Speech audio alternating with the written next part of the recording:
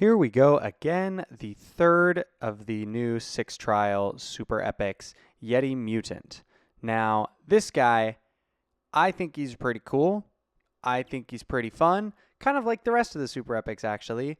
But Yeti Mutant is tricky compared to the others because you have to just hope, basically, that the opponent doesn't have a mythic. That's like his special skill is Mutation Wipe, puts 3 random death sentences on the enemy field, and then death sentences all of your monsters that aren't Yeti Mutant, obviously. And the thing about it is you can't use it if the enemy controls a mythic monster. So I couldn't build around that. So I kind of just had to hope that the opponent didn't have a mythic, which, look, it's 2025. Opponents are going to have mythic monsters. So in that regard, he's not the greatest just in terms of building around him in, top level PvP at least, but definitely in the earlier stages of the game, like when you know you're going to be running into legendaries, especially in like hell mode story missions way back like before mythics even existed in the game. I think this is a guy that would work out pretty well in a battle like that. But anyway, I was using him in a one-on-one front line, ironically. We all know that Yeti Kong is one of the fast 4-star super epic one-on-one monsters. There's a couple of that same build, the Reckless Attack, the Ultra, whatever, the AoE, and then one-on-one with like 82% speed. But with Yeti Mutant in the super epic form, they took away his one-on-one. So I thought, why not build it again? So that's what I did. And I also used Lunavarius, who is another one of the early game super epics that they've been changing random ones here and there. They gave him the skill Doom, where if the opponent has, or if the enemy monster that you target has a death sentence, they will just die. And if they don't have a death sentence, it will put a death sentence on them. Now, Yeti Mutant, Mutation Wipe, puts 3 death sentences on the field.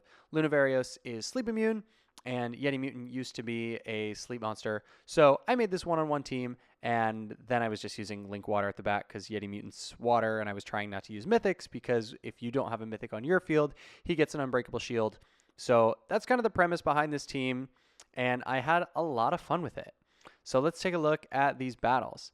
Up against Draki here, I do the mutation wave right off the bat, and then I can sleep, I can protect. The sleep didn't really matter who it hit because Garden Fairy Violet's going to wake everybody up anyway. He's got 2 camouflage monsters and 1 sleep immune monster, at least insomnia monster, so didn't matter to me. Celeonis could kill Dire Demon here with the Demoralize, or Yeti Mutant. He decides to go for Dire Demon.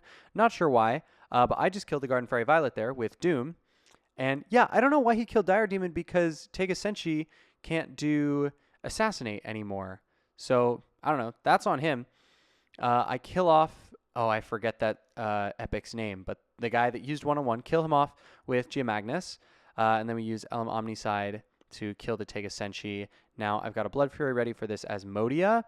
And there the death sentence goes off. So you saw 2 of his monsters died off and my Lunavarius died off. But not before, of course, getting his 2 kills from Doom. Now, Piercing Blow kills Satomi because of element advantage. You saw that only did like, 3,800 damage. So he doesn't do the most amount of damage with Piercing Blow. But if you're like hitting a fire legendary, you should be good to kill. Probably won't kill non-element advantage legendaries there. It did 4k against element advantage. So, he's not the greatest at just killing. You really would use him in some kind of mutation wipe setup, or maybe in an Elm Omnicide setup for like, thinking about, oh gosh, what are they even called? Back in the very beginning of the story mode, like the Elite Four, it's kind of like the Elite Four, but there's 6 of them, the Grand Masters or whatever that you have to fight before fighting Berdis Tardell, who's the Grand Champion, whatever that is. Anyway, I'm going on a tangent. This battle's pretty much over. He's got a Death Warg and a Vixie Guard done, and I can just Neurotoxin him, which isn't going to do much. But yeah, I've got so many more monsters left. I'll just give turn to Abyssal Claw, so I kill the Death Warg, which went into the shield of Abyssal Claw. So now I just clean this one up. Moving on to the next battle. I think I had a pretty big win streak with this team too. It was really doing a lot of fun. Yeah, there's 5 wins. He's got an Oberon, which is cool. Don't see that all the time. But I do the mutation wipe, I protect, and I will do the one-on-one here. I guess let this be a lesson to all of you. Obelisk is kind of useless if there's only one Pyramid Golem on the field, because otherwise you have to just skip with him or do the Cleansing Nova because he can only charge 2 Pyramid Golems at a time. But anyway, we do the one-on-one. We bring in his Banana Mid, who can charge Gaia Mid, but that's maybe it. My Geomagnus is sleeping, so I can't get rid of Stratosphere yet.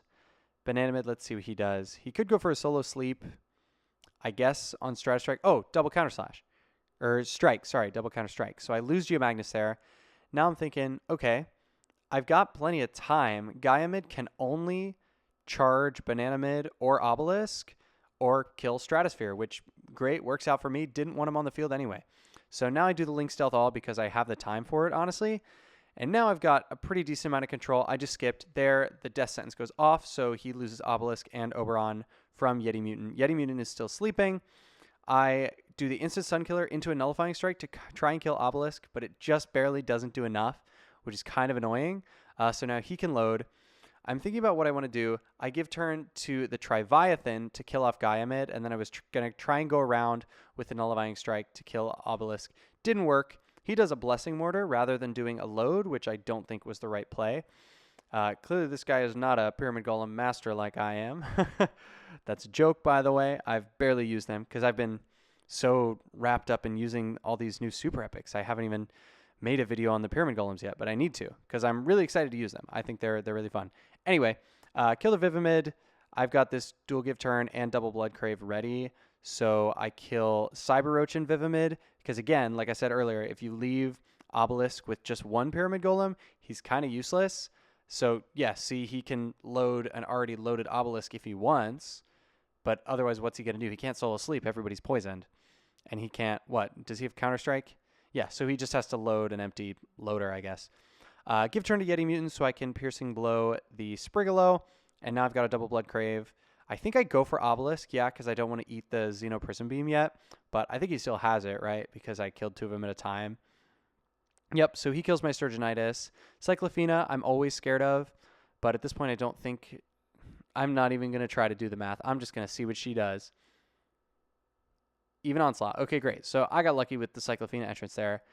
I do the LM Accelerate because I have the time, and now Seppuku to bring in Celeonis because I want to demoralize Cyclophena and finishing Snap the Cyber Roach. I do the LM Omnicide just to pass some time.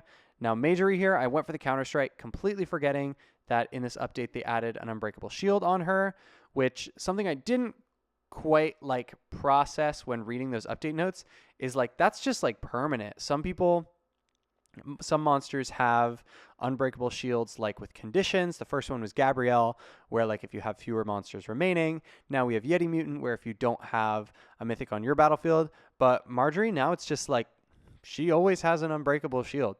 So you have to pierce her. I mean, you can use, Dual Gazer Stealthbane. You can use Dream Ender, I guess. No, I don't think there's a piercing single sleep killer unless you're using what's his name? Not Neverlotics. Shadowworm? Yeah, Shadowworm with the dragon piercing. Anyway, we kill her off. I do the Link Outrage, which kills a couple people. I can raw finishing Snap, Banana Mid, or Obelisk. I think I go for the Obelisk so that I could do Banana Mid next, and now Obelisk can only do his piercing kill. Kill Celestiarcheon. Static Sphere will probably clone. Nope, he goes for a charge. Okay, no worries. I kill the Obelisk there. Lux Egg kills the... Ooh, I don't know that Stun Absorber's name, the super epic one. But he dies off to the Stunning Entrance. No worries. Static Sphere now has an energy charged, but he can't kill Celeonis because Celeonis is shielded. So then he decides to do the summon. I finishing Snap the Cyber Roach, who is still reviving. Super annoying. Pufoxen does a Death Roulette, kills off his own Static Sphere. I Counter-Strike Static Sphere and lose all of my monsters because they're water super epics, getting hit with the Explosion Revenge from a Storm Legendary. But it didn't matter.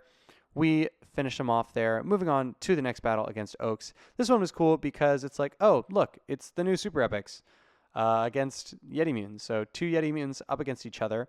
I've got a death sentence on 3 of them. He goes for the Warpath, so I just kill Vorik right off the bat.